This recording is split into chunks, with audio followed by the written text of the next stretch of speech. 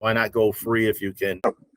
What I want to talk about is AWI, what makes it so special. And from speaking with you earlier, you mentioned something to me that not that many schools provide, right? To me, there's a continuum of schools. When a student needs to pick a school, are they accredited? That's the bare bones. Do they offer financial aid? That's a plus. Do they have scholarships? That's a plus.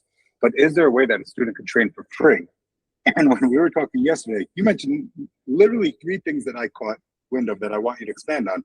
You mentioned WIOA, you mentioned a farm grant, and then you mentioned this Come Work in Vermont grant that I think is super special. I would love to hear more about that because I don't think enough people know about that. They call that the Vermont Trades Grant.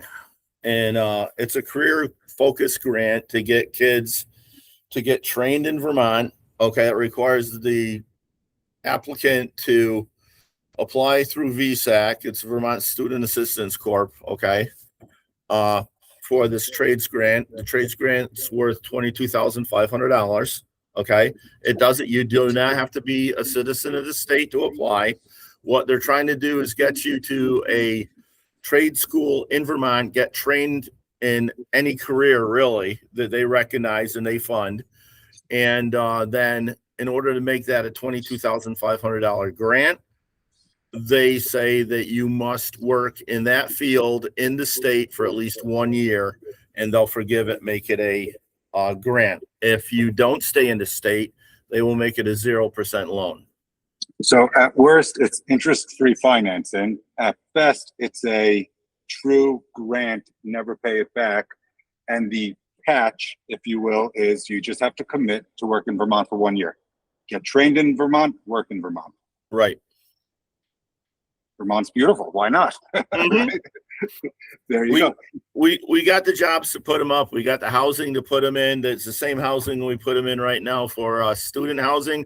They will let them stay that extra year if they want to stay. And so they've got an apartment. So it's working pretty well right now.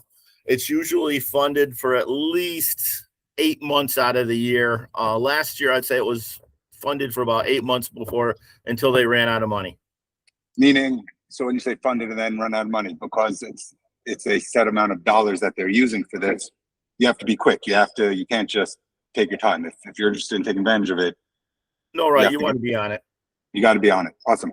And what I heard you say, which I didn't appreciate until just now, it also sounds like if someone came to AWI and learned there and then started in a career in Vermont welding, you'd also give them housing for that following year. So you're not just giving them student housing, then kicking them out. Now they're on their own finding an apartment, but you'll also let them stay in the student housing. Is that what I heard? Our student housing is contracted. It's housing that's separately owned by a corporation, and they rent to Champlain College, UVM, and to us.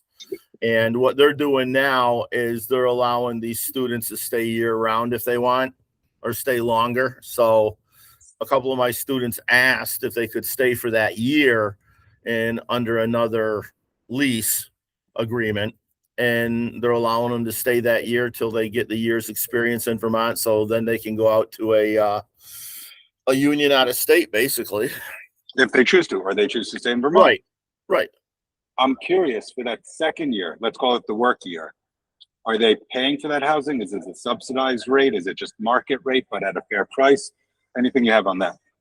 It's the student housing after they graduate is the same price as it is while they're in school. Nothing changes. It's just rent plus utilities. And then they don't have the deal with the hassle and expensive moving. So right.